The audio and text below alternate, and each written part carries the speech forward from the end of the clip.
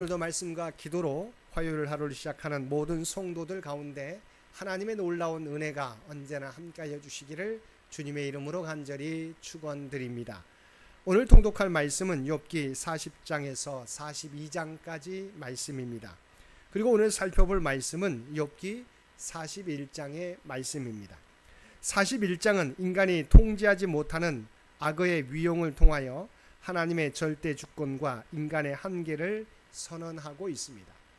1절에서 9절까지 말씀에서는 악어에 대한 인간의 통제 불능과 무능력을 열거하고 있습니다.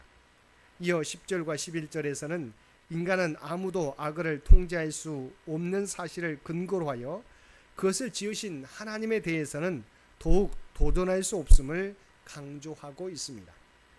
그리고 12절에서 34절까지 말씀에서는 인간이 넘보지 못할 악어의 놀라운 위용을 구체적으로 열거함으로써 인간은 악어를 지으시고 다스리시는 하나님의 주권에 대하여 결코 도전할 수 없음을 다시 한번 강조하고 있습니다. 여기서 악어로 번역된 원어는 리워야단인데 이 동물이 우리가 알고 있는 악어인지는 분명하지 않습니다.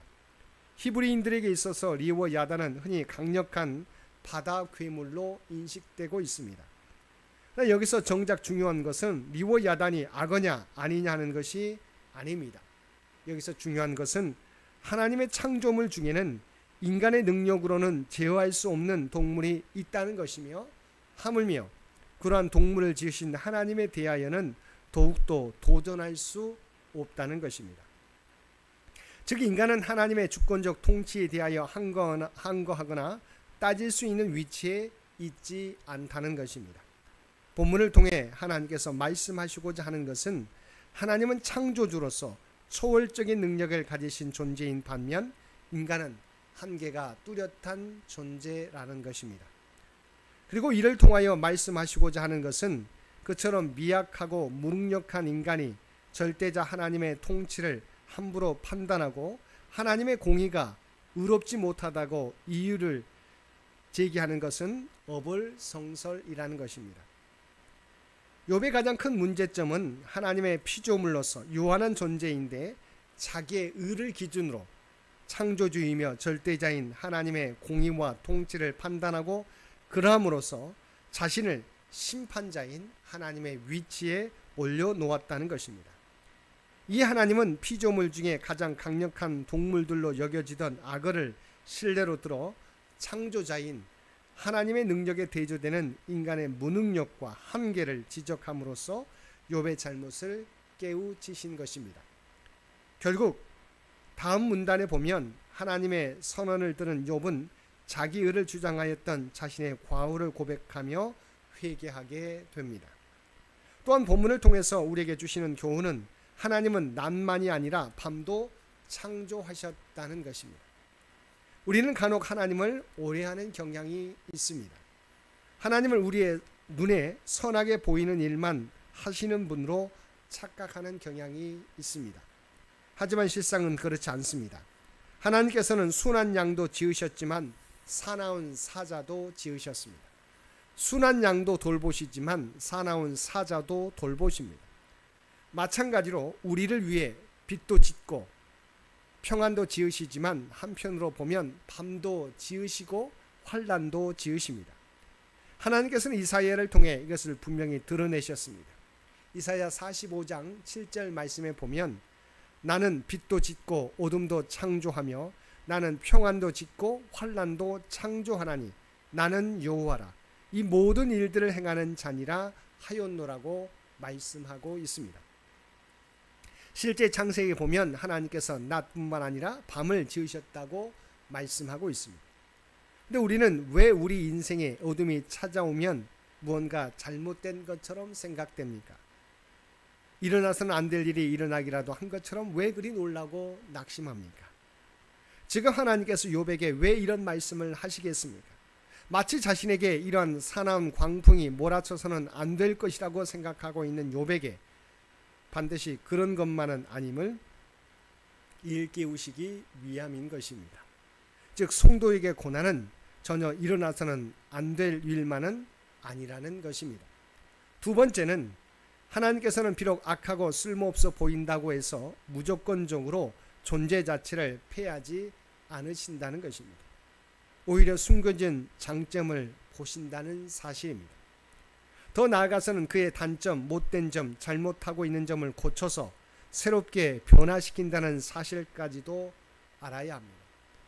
이러한 사실은 이사야가 그리고 있는 그리스도로 말미암아 도래하게 될 하나님 나라 이상향의 모습을 통해 알 수 있습니다.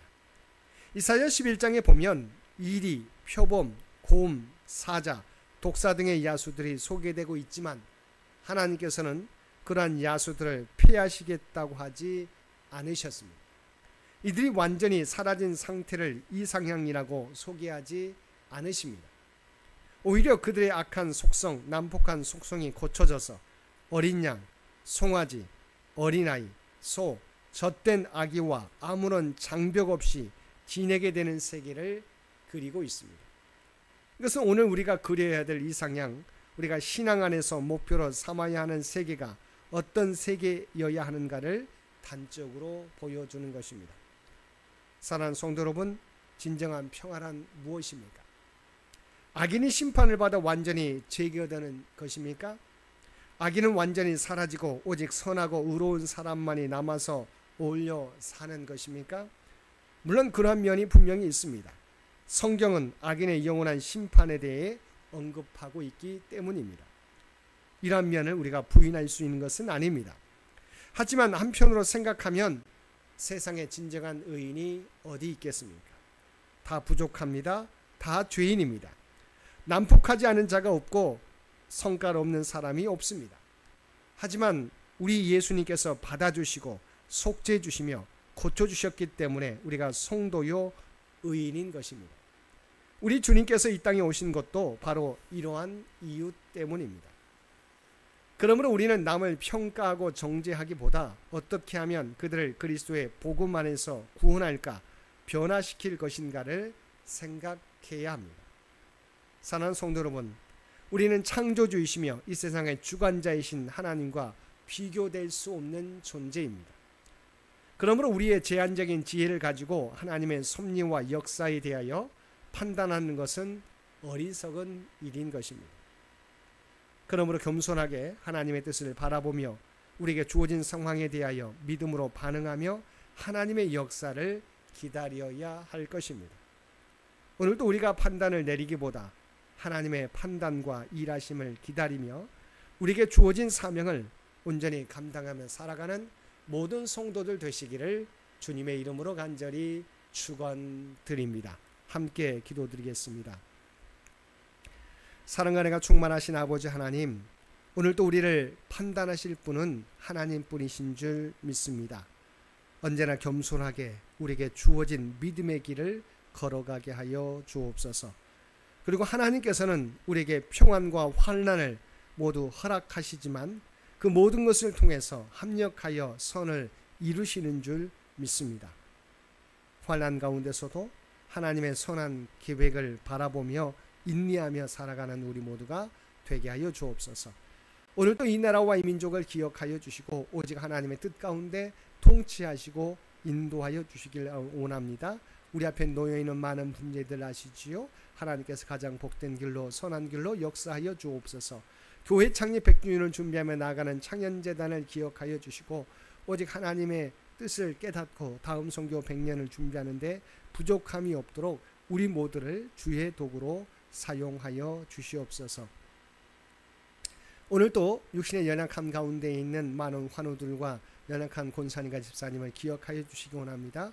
연약함 가운데 하나님의 도우심을 구하게 될 때 하나님께서 그들 가운데 찾아가 주시옵소서. 또한 그들의 간구를 들어주시고 응답하여 주옵소서. 하나님의 놀라운 치유와 회복의 역사를 허락하여 주옵소서. 살아오는 자녀들을 위해 기도드립니다. 아버지 하나님, 이들이 늘 하나님과 동행하며 살아가는 주의 백성들 모두 되게 하여 주옵소서. 또한 각자에게 하나님이 주신 꿈과 비전이 있는 줄 믿습니다. 그것들을 준비해 가게 될 때 아버지 하나님, 하나님의 지혜와 능력으로 그들의 꿈과 비전을 이루게 도와주시고 오직 하나님의 뜻을, 하나님의 영광을 드러내는 귀한 복된 삶을 살아가는 사랑하는 자녀들 모두 되게 하여 주옵소서.